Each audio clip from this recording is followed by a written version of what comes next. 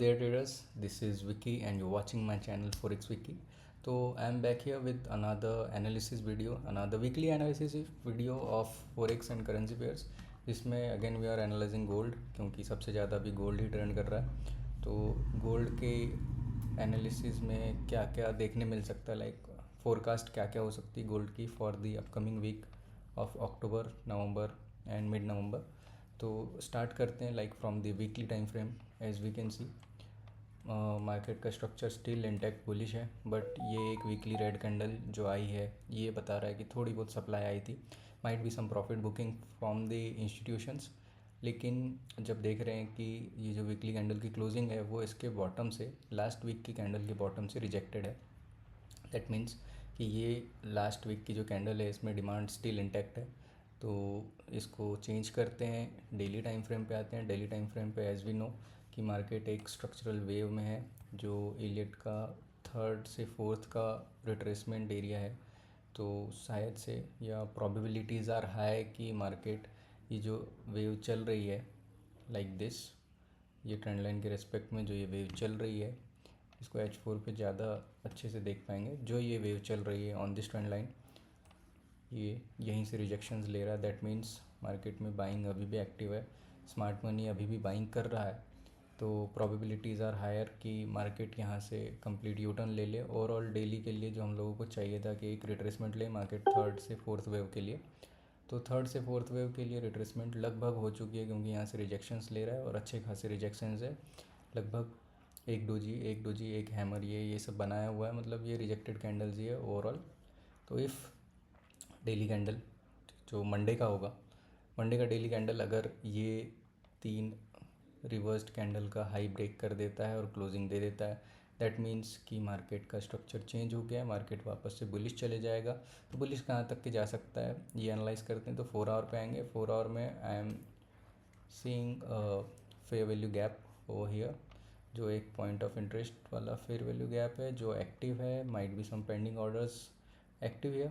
तो market if ये area break करता है तो हम लोग यहाँ से बाइंग के साइड पे ट्रेड प्लान करेंगे. बाइंग के साइड में ट्रेड प्लान करके पहला टारगेट रखेंगे 4280 से लेके 4300, 4325. और अगर ये एफ वी जी फिल हो जाती है तो प्रॉबेबली ओवरऑल स्ट्रक्चर तो यहाँ से ही बुलिश हो जाएगा. तो हो सकता है कि फिफ्थ वे हमको यहीं 4500 4600 के अराउंड मिल जाए. फिर वहाँ से एक छोटा सा करेक्शन वापस जो ए बी सी डी के फॉर्म में हो, या एक थोड़ा बहुत रिवर्सल सा एक पैटर्न आ जाए. तो बाकी समझते हैं कि 4 आवर में क्या क्या हो सकता है. एज वी कैन सी यहाँ पे रिजेक्टेड कैंडल्स है. दूसरा ये कि यहाँ पे एक इंगल्फ कैंडल भी बनी हुई है जो 24 अक्टूबर मतलब CPI की डेटा के रिलीज़ के बाद आई है. दैट मीन्स डेटा भी काफ़ी निगेटिव है फॉर द US डॉलर. तो हम लोगों को आने वाले कुछ वीक्स वापस डॉलर में एक बेरिश मोमेंटम देखने मिल सकता है जो कैरी हो सकता है. और गोल्ड के लिए एक ये पॉजिटिव साइन है ओवरऑल. तो गोल्ड हम लोगों को वापस एक नया हाई बनाते हुए दिख सकता है in the upcoming weeks of October and mid November. That is it. और what if this trend line gets broken for नीचे के लिए, डाउन साइड के लिए, तो जो भी हम लोगों के पास में नेक्स्ट डिमांड एरियाज़ है वो हम लोग टारगेट करेंगे. तो उसमें है पहला 3950 का एरिया, जो कि डेली टाइम फ्रेम में एज वी नो कि मार्केट अपनी एक थर्ड वेव से फोर्थ वेव के लिए करेक्शन ले रहा है. तो प्रॉबेबल है कि ये रिट्रेसमेंट्स पूरी करे, जो कि ये फर्स्ट वेव से लेकर थर्ड वेव लगाए अगर हम लोग. तो ये इसका 38% का एरिया है, ये इसका 58% का एरिया है, और ये इसका 61.8 का एरिया है. तो ये तीनों एरियाज़ बहुत इंपॉर्टेंट रोल प्ले करेंगे. ओवरऑल मार्केट के चांसेस कुछ भूल नहीं सकते, क्योंकि जिस हिसाब से इसका मोमेंटम बुलिश है ये यहीं से सीधे सीधे नया हाई भी लगा सकता है. ज़्यादा प्रोबेबिलिटी इसी की लग रही है. मैं तो खुद बाय करके बैठा हूँ, लाइक मैं कंप्लीट बायर हूँ गोल्ड का. I never cell gold. और ये जो 3 लेवल्स है, व्हाट इफ़ ये ट्रेंड लाइन गेट्स ब्रोकन, तो पहला लेवल होगा 3950, दूसरा लेवल होगा 3850 का एरिया, ये red candle daily time frame पे 2 अक्टूबर का. इसका बॉटम हम लोग एज अ डिमांड यूज़ कर सकते हैं. ओके. तो इसका जो ये बॉटम होगा इसको एज अ डिमांड हम यूज़ कर सकते हैं. और थर्ड एरिया 61.8 का जो आ रहा है अराउंड 3860 टू 3660 का, तो मार्केट अगर ये एरियाज़ पे नीचे के लिए ब्रेकआउट देते जाता है तो ओवरऑल ये भी एक करेक्शन में ही काउंट होगा, क्योंकि इसको क्रैश नहीं बोला जा सकता।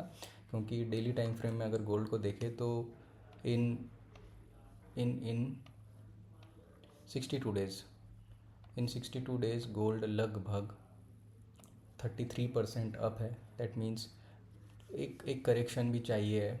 एक करेक्शन अगर आता है तो that will be healthy correction overall. That is it.